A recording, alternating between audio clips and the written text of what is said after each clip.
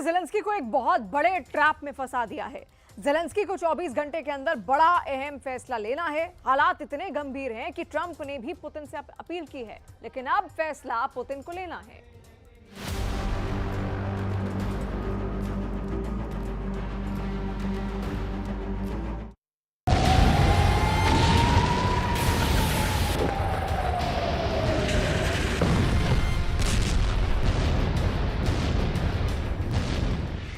जब भी ज़ेलेंस्की रूस से रहम की उम्मीद करते हैं, पुतिन यूक्रेन पर बम गिराकर उस उम्मीद को ऐसा तोड़ते हैं कि ज़ेलेंस्की होशो हवास खो दें।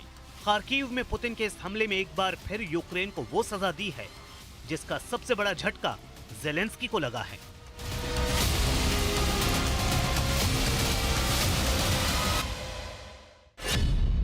ज़ेलेंस्की को घेरने वाली 3 बड़ी खबरें। पहली सबसे बड़ी खबर, यूक्रेन के सैकड़ों सैनिक कुर्स्क में एक मोनेस्ट्री में फंस गए हैं। सैटेलाइट तस्वीर में बताया जा रहा है कि चारों तरफ से रूस ने उन्हें घेर लिया है। दूसरी बड़ी खबर, पुतिन ने यूक्रेन के फ्रंट पर 1.5 लाख सैनिक तैनात करने का फैसला किया है। क्या ये यूक्रेन पर आखिरी वार साबित होगा?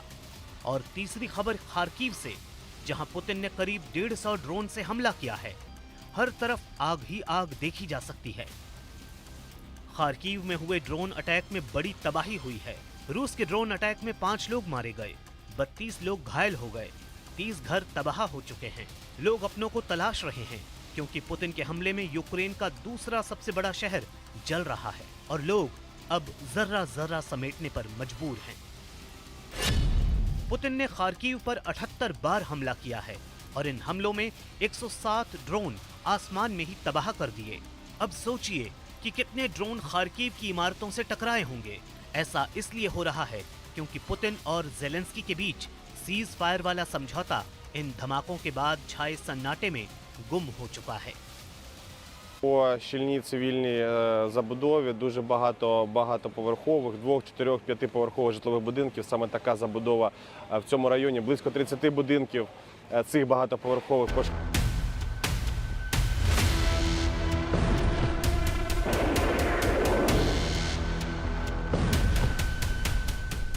इस युद्ध में अब ज़ेलेंस्की की फौज पुतिन के हमलों के आगे बेबस हो चुकी है, क्योंकि पुतिन के गुस्से का अंत नहीं।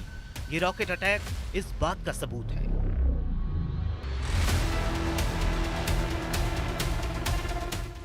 अप्रैल की शुरुआत में ही पुतिन ने अपने सिग्नेचर अटैक से यूक्रेन को 3rd डिग्री वाला टॉर्चर सहने पर मजबूर कर दिया है। They massively attacked Kharkiv. Totally, they used more than 70 drones attacking our civilian infrastructure. Now I think it is obvious who wants peace and who wants. ये सैटेलाइट इमेज जारी होने के बाद ज़ेलेंस्की पर जैसे पहाड़ टूट पड़ा। ज़ेलेंस्की को पता चला है कि पश्चिमी कुर्स्क में इस मोनेस्ट्री के अंदर यूक्रेन के सैकड़ों सैनिक घिर चुके हैं। ये लोकेशन इस वक्त रूस और यूक्रेन के बीच युद्ध का सबसे हॉट पॉइंट बन चुकी है।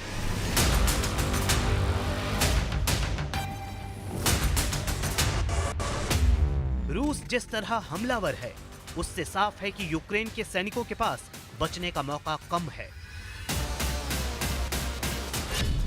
कुर्स्क की मोनेस्ट्री में फंसे इन सैनिकों को चारों तरफ से रूस की सेना ने घेरा हुआ है। पुतिन का ऑर्डर है कि एक भी दुश्मन बचकर नहीं जाना चाहिए। यूक्रेन जानता है कि वो कुर्स्क हार चुका है और अब वहां फंसे सैनिकों को बचाना मुश्किल होता जा रहा है, क्योंकि पुतिन की डिमांड बड़ी खतरनाक है। पुतिन और उनके जनरल चाहते हैं, अगर ज़ेलेंस्की कुर्स्क में फंसी अपनी फौज को बचाना चाहते हैं तो पूरे यूक्रेन को घुटनों के बल बैठकर सरेंडर करना होगा। और ये बात ज़ेलेंस्की के लिए आसान नहीं। ज़ेलेंस्की कुर्स्क से 150 किलोमीटर दूर उस फ्रंट पर गए, जहां पर उनकी सेना ने अब भी रूस के खिलाफ मोर्चा संभाला हुआ है। Хотів бути тут, особисто хотів подякувати нашим воїнам, хто захищає нашу державу, хто захищає нашу Сумщину від постійного бажання росіян зайти. ज़ेलेंस्की को घेरने के लिए रूस ने 1.5 लाख सैनिक तैनात करने की तैयारी कर ली है। ये खबर यूक्रेन के सूत्रों से पता चली है। इसमें 15 इन्फेंट्री डिवीजन हैं। एक डिवीजन में 10,000 सैनिक होते हैं। अगर ऐसा हो रहा है तो साफ है कि पुतिन सीज फायर नहीं, अब यूक्रेन पर डबल फायर करना चाहते हैं। We'll know soon enough, in a matter of weeks, not months, whether Russia is serious about peace or not. I hope they are. It would be good for the world if that war ended. But obviously we have to test that proposition. रूस की सेना इस वक्त 1000 kilometre के मोर्चे पर Ukraine के साथ लड़ रही है। खार्किव से खैरसोन तक फ्रंट एक्टिव है और रूस किसी मोर्चे पर ज़ेलेंस्की को डिस्काउंट देना नहीं चाहता। पुतिन की तरफ से ऑर्डर साफ है कि अब यूक्रेन को हराने से कम किसी बात पर फैसला नहीं होगा। ये बात ज़ेलेंस्की को भी बहुत अच्छी तरह मालूम है। इसलिए सुमय के मोर्चे पर पहुंचे ज़ेलेंस्की ने कहा कि इस फ्रंट पर रूस के हमले नाकाम किए गए हैं, जबकि यहाँ भी पुतिन आगे बढ़ने की लगातार कोशिश कर रहे हैं।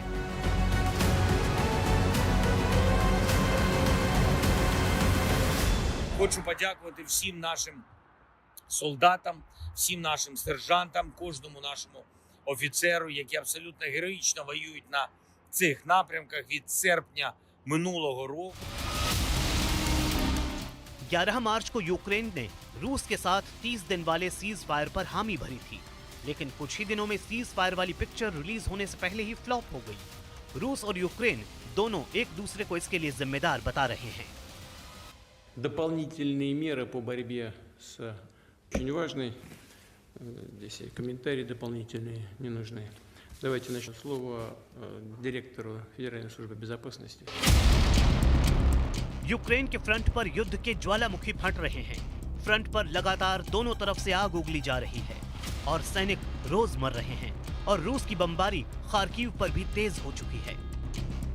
15 जनवरी 2025 को ज़ेलेंस्की ने माना था कि यूक्रेन के 8,80,000 सैनिक अलग अलग फ्रंट पर रूस के 6 लाख से ज्यादा फौज का सामना कर रहे हैं। यानी पुतिन के पास तब 1.5 लाख से ज्यादा सैनिकों की कमी महसूस की गई और अब इसी फर्क को खत्म करने के लिए पुतिन की तरफ से 1.5 लाख नए सैनिक फ्रंट पर तैनात किए जा रहे हैं। पुतिन पहले ही बता चुके हैं कि उनकी लड़ाई यूक्रेन से ज्यादा नेटो की सेनाओं से है, जो इस वक्त ज़ेलेंस्की के युद्ध को तेज करने के लिए यूक्रेन में मौजूद है। अब सवाल है कि जब 1.5 लाख नए सैनिकों को शामिल करने के बाद बराबर की टक्कर होगी तो यूक्रेन को कितना नुकसान होगा, क्योंकि इस वक्त जब रूस के सैनिकों की तादाद कम है तब भी यूक्रेन हर मोर्चे पर जूझता हुआ नजर आ रहा है। सवाल है कि ज़ेलेंस्की को 1.5 लाख नए सैनिक घेरेंगे तो तस्वीर क्या होगी, क्योंकि रूस कम सैनिक होने के बावजूद यूक्रेन पर भारी पड़ा है। ज़ेलेंस्की को साफ लग रहा है कि नए 1.5 लाख सैनिक अगर उतरेंगे तो 4 शहरों पर मुसीबत टूट सकती है। पहला है खार्किव, दूसरा है सुमय, तीसरा है ओडेसा और चौथा राजधानी कीव। इन चारों शहरों को बचाने के लिए ज़ेलेंस्की को और मदद चाहिए होगी, फिर चाहे वो नेटो हो या फिर कोई और जरिया। ज़ेलेंस्की के लिए फायर पावर बढ़ाना मजबूरी बन जाएगा और उसके बाद उनके सामने अमेरिका के आगे हाथ भी फैलाने के अलावा कोई रास्ता नहीं बचेगा। फिलहाल उनके पास अपने सैनिकों के झुके हुए कंधों को ऊपर उठाने की जिम्मेदारी है और इसलिए वो ऐसे फ्रंट का दौरा कर रहे हैं जहां पर हमले से पहले ही यूक्रेन मजबूत रहा है।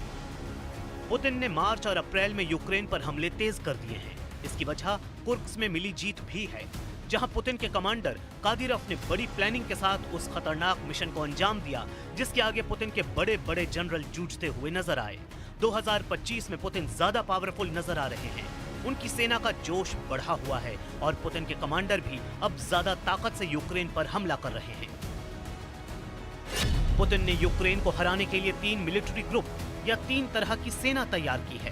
पहली है पुतिन की अपनी रशियन सेना, दूसरी है उत्तर कोरिया की फौज जो किम जोंग उन ने पुतिन के लिए यूक्रेन के फ्रंट पर भेजी है और इस वक्त ये सैनिक रशियन आर्मी के साथ मिलकर लड़ रहे हैं, और तीसरी है रमजान कादिरोव की चेचन फोर्स जो उस मिशन में शामिल होती है जिसके आगे बाकी सेना जूझती हुई नजर आती है।